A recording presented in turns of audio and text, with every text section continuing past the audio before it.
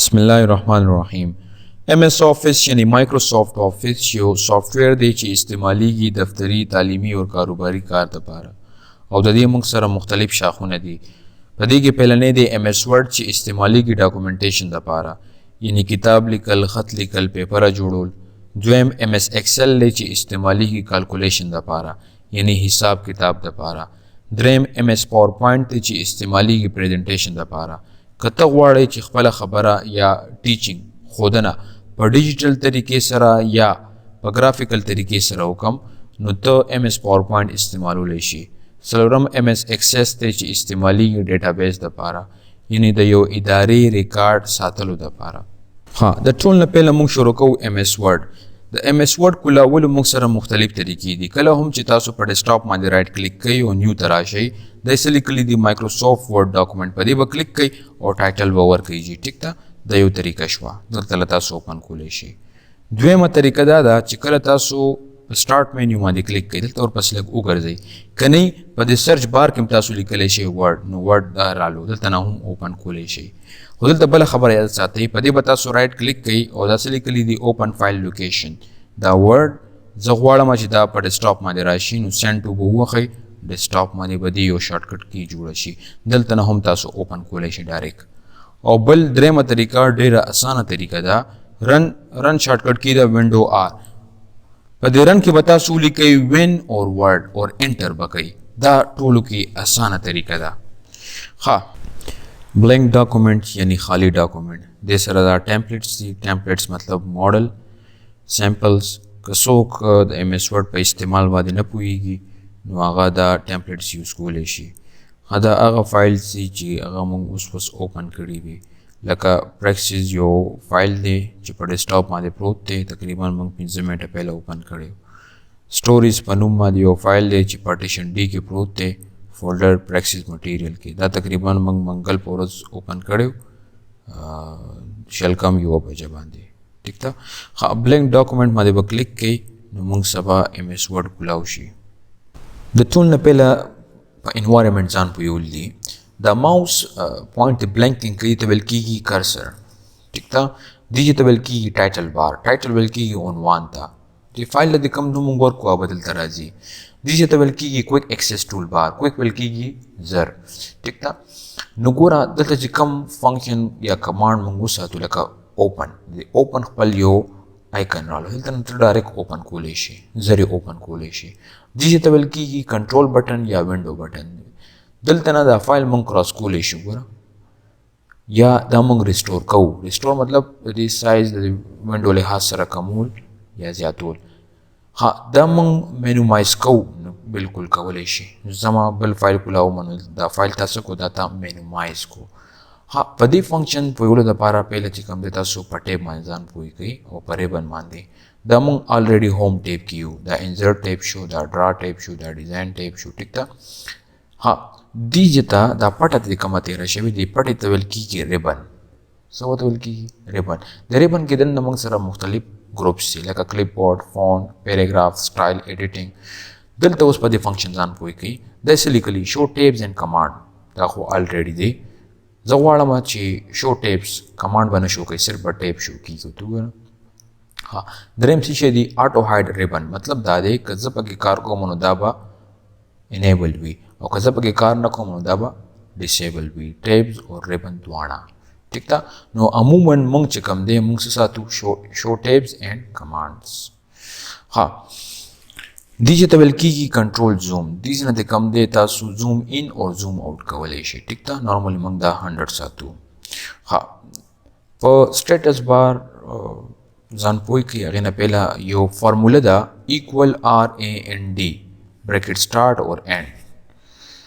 ټیک ده. اور انټر به کوئ نو دا تا سره رایټینګ رالو 15 پیراګراف نارملی راځي. دا موږ پریکټس دپاره دا رایټینګ راولو. موږ به څه بار بار رایټینګ لیکو او ټایپ کوو، به دا خو موږ ته ډېره ګرانه شي. نو MS ورډ تاسو له دا رایټینګ درکوي. ګورئ مثال کے طور پہ ما نه غلطي وشوه، زه وروسته تلل غواړم نو دې ته انګریزي کې ویل کېږي انډو. د دې شارټکټ کی ده کنټرول Z. زه وروسته لاړم، زه دې نه هم وروسته ځم نو بیا کنټرول Z ووهئ. دې نه وروسته تلل غواړې نو کنټرول زیډ. زه چې یار هغه خو ټیک و نو ته واپس مخکې تلل غواړې نو کنټرول وای. ټیک ده کنټرول وای. نو ګوره زه په دې بریکټ کې لیکم 1 نو موږ سبا 1 پیراګراف راشي. که زه د بریکټ کې ولیکم چې 2 نو 2 پیراګراف رال. که زه ولیکم چې داسې کار دی چې 1 پیراګراف راکړه او بیا کاما ورکوم چې د 30 سنټنسز راکړه نو یو پیراګراف د 30 جملو به موږ ته راکړي. ټیک ده. اوس په دې سټیټس بار باندې ځان پوه کړئ. په دې سټیټس بار ته تاسو ډبل کلیک کړئ نو دلته تاسو ته راشي پیج چې څومره پیجز دي تاسو سره، ورډ څومره دي تاسو سره، کریکټر څومره دي سپیس نه بغیر، او سپیس سره څومره دي، پیراګراف څومره دي، دې کې څومره لاینز دي. نو د فایل یا د ډاکومنټ حوالې سره تا ته معلومات درکوي.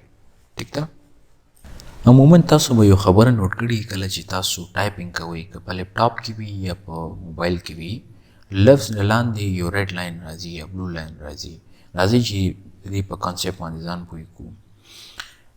زه یو نیم لیکمه نایاب سپیلنګ خو ټیک دی، بل هم لیکمه کلثوم دې هم سپیلنګ ټیک دی، دا ریډ لاین یې ورکو. نو دې مطلب دا دی چې دا لفظ دی کوم دی نایاب دا د کمپیوټر ډکشنري کې نه دی ایډ. نو کله چې تاسو په دې رایټ کلیک کړئ نو دا تاسو ته مختلف آپشن درکوي. ټیک ده. نو موږ ورته وایو چې نه دا نه دي، دا څه کا ایډ ډکشنري. نو دا یې په ډکشنري کې ایډ کو. ته چې کله هم بیا نایاب لیکي نو دا به تاته ریډ لاین نه ورکوي. ګوره اوس کلثوم ریډ لاین ورکو نو ګوره دا ته کله ته کمپیوټر ډکشنري کې ایډ کی نو بیا چې ته کله هم ته کلثوم لیکي نو تاته به دا نه درکوي. دې نه علاوه نور څه نومونه وي. اوس خو پکې ډېر نومونه ایډ کړي دي که نه، لکه که تاسو جوړ ورژن وګورئ 2007 هغې کې چې که تاسو اعجاز هم ولیکئ نو اعجاز لاندې به هم ریډ لاین راځي. ټیک ده. بلو لاین باندې اوس ځان پوه کړئ. مثال کے طور پہ زه وایم چې this is a apple. ټیک ده. پکار خو n دی که نه چې n اپل راشي نو ګوره دلته بلو لاین یې ورکو. ټیک ده. چې کله تاسو په دې رایټ کلیک کړئ نو دا تاسو ته وایي چې دا a نه دی دا n دی. او زه وایم چې we are راځي نو زه لیکم we is students. نو ګوره دا تاسو ته وایي چې we سره څه راځي r راځي. نو دلته یو شارټکټ کې یاد کړئ F7 د ګرامر او سپیلنګ شارټکټ کې دا F7. نو ګوره دلته اوس مسټیک کوم د r په دې زه ایز لیکم او یو داسې نوم لیکم چې هغه د کمپیوټر ډکشنري کې نه یې داسې یونیک نیم وي. مثال کے طور پہ جیلانی خانی. ګوره دا خانی.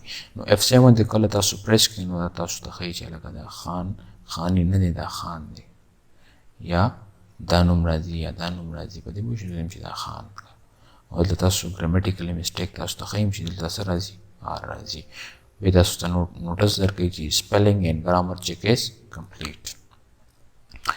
راځي چې فایل مینیو ویو دې کې پهلنی دی نو مطلب نیو بلینک ډاکومنټ راولي. د دې شارټکټ کې د کنټرول n دلته نه هم راوستی شي کنټرول n د دې شارټکټ کې ده. راځي چې دې سره بل کمانډ دی اوپن. د دې شارټکټ کې ده کنټرول o. کله چې تاسو په دې کلیک کې تاسو ته به یو ډایلاګ باکس اوپن شي نو تاسو چې کوم ځای کې تاسو فایل وي هغه ته ډایرکټ اوپن کولی شي. ټیک ده. کنټرول o د دې شارټکټ کې ده. فایل مینیو کې یو څو خبرې نورې پاتې دي هغه کوو. دلته راشي نیکسټ کوم آپشن دی هغه دی انفو مطلب انفارمیشن. فایل سره ریلیټډ معلومات درکوي. دا د پراپرټیز ویل کېږي اټریبیوشن خصوصیات ته. د فایل سایزونه د پیجزونه د ورډز وغیره او اتر باره کې معلومات. دلته یو مهمه خبره هغه پاسورډ دی. موږ به په دې فایل پاسورډ څنګه ورکوو. دلته به راشي پروټیکټ ډاکومنټ ته او انکریپټ وذ پاسورډ ته به راشي. دلته به پاسورډ ورکړي لکه مثال کے طور پہ ما ورکو 12 او 12 به کنفرم کړي. ټیک ده. پاسورډ خو ما اوس ورکو دا اوس سیف کول هم غواړي. دې سره نیکسټ آپشن دی سیف. د سیف شارټکټ کې د کنټرول s. ټیک ده. تاسو به اوس دلته یو ډایلاګ باکس اوپن شي. دا براوز کا چې چیرته سیف کول غواړي دا غواړم چې په ډیسکټاپ باندې سیف شي. څه په نوم باندې خان په نوم باندې دا به سیف شي خان په نوم باندې. دا کراس کې او اوس واپس اوپن کړئ نو دلته به پاسورډ غواړي 1 2 به ورکړئ نو دا به تاسو ته اوپن شي. سیو هم وشو. نیکسٹ کوم دی هغه د سیو ایز. سیو او سیو ایز کې څه فرق دی؟ د سیو شارټکټ کی د کنټرول ایس او د سیو ایز شارټکټ کی د کنټرول F12. ما سره دا فایل دی او دې کې زه ایډیټینګ کوم. ټیک ده، ما ایډیټینګ به وکړو. زه غواړم دا رستنی فایل دی په خپل ځای پاتې شي او کوم چې ایډیټینګ مزید کار ما وکړو دا دې په بل فایل کې راشي. نو موږ اخلو سیو ایز F12 شارټکټ کی ده. ټیک ده، ډایلاګ باکس اوپن شو. براوز کې چرته دغه کې سیو کې زه هم چې په ډیسکټاپ سیو کوم خان 2 په نوم باندې. نو ګوره په ډیسکټاپ خان 2 په نوم باندې به سیو شي. نو ګوره چې کوم موږ دا فایل به موږ کراس کوو اوس چې کوم موږ خان اوپن کوو هغه کې ماغه کار شوی دی او مزید کار هغه په بل فایل کې رالو. دا سیو ایز موږ په بل ځای کې استعمالولی شو. لکه مثال کے طور پہ زه غواړم چې دغه فایل زه پی ډي ایف کې هم کنورټ کړم او پی ډي ایف کې هم ما سره راشي نو ته سیو ایز اخیستلی شي F12 ما واغستو ډیسکټاپ باندې زه راوستل غواړم دلته به راشي سیو ایز ټایپ به څه کې پی ډي ایف پکې نو دغه فایل تا سره په پی ډي ایف کې هم رالو. ټیک ده جی. اوس نیکسٹ آپشن ته کوم دی هغه پرنټینګ حوالې سره دی. د پرنٹ شارټکټ کی دا کنټرول پی. د ټول نه پهله د کوم دی تاسو به پرنټر سلیکټ کوئ دلته. ٹھیک ده، پرنټر تاسو سلیکټ کو. نیکسٹ آپشن ته کوم دی تاسو غواړئ مثال کے طور په چې څومره پیجز دی هغه ټول د پرنټ شي نو هغه ټول پرنټ کېدی شي. یا ته غواړئ چې داسې کار دی جوپتا هغه کیسه ده اوډ اور ایون نو هغه هم کولی شي. یا ته غواړئ داسې کار دی چې پیلنی پیج دې پرنټ شي، دریم دې پرنټ شي، اووم دې پرنټ شي هغه ته کولی شي. یا ته غواړئ چې 1 نه والا 10 پورې دې پرنټ شي هم کولی شي. ټیک ده. 1 سایډ دی وشي 2 سایډ دی وشي دا ستا په پرنټر باندې ډیپینډ کوي. کولیکشن مختلف کولیکشن ته جوړولی شي. ته غواړئ چې داسې کار چې 1 2 3 1 2 3 داسې کاپینې دې وشي یا داسې غواړئ چې پهله دې 1 1 وشي بیا دې 2 2 وشي. ته غواړئ چې پیج دې پورټریټ راشي یا لینډسکیپ راشي. دا د پیج دوه حالت دي پورټریټ او لینډسکیپ. ټیک ده، یو په ملاسته باندې یو په ولاړه باندې وي. د پیج سایز نارملی موږ استعمالو A4 سایز. ٹھیک ده، او A4 نه لږ غټ شي هغه لیګل دی اکثر دا ایگزامینیشن حال کې ملاویږي. دا لیټر پیج ته کوم دی دا د A4 نه لږ وړوکی وي. A5 ته کوم دی کله چې موږ A4 په منځ وکړو دې ته ویل کېږي A5. A3 پوسټر سایز پیج دی په دې پوه خو نارملی موږ استعمالو A4 سایز. مارجن ته کوم دی د هغې سیټینګ کولی شي ته پوه شوې. دا موږ سره بای ډیفالټ مارجن وي دا ته کسټم کولی هم شي. مطلب که ته غواړې چې دا ټاپ دې دونه وي باټم دې دونه وي ټیک ده لیفټ رایټ دې دونه وي هغه ته کولی شي خپله. ته غواړې چې په یو پیج دې دونه دغه شیټس راشي هغه ته کولی شي. مطلب په یو شیټ 3 پیجز راشي 5 پیجز راشي هغه ته کولی شي. خو نارملی 1 پیج پر شیټ راځي. د هر څه دې وکړل دلته به راشي څونه کاپینې پکار دي یا به تاسو دلته ولیکئ لکه مثال کے طور په 20 پکار دي او بیا به تاسو څه کوئ پرنټ به کوئ. بس دغه پرنټینګ حوالې څخه خبرې وي.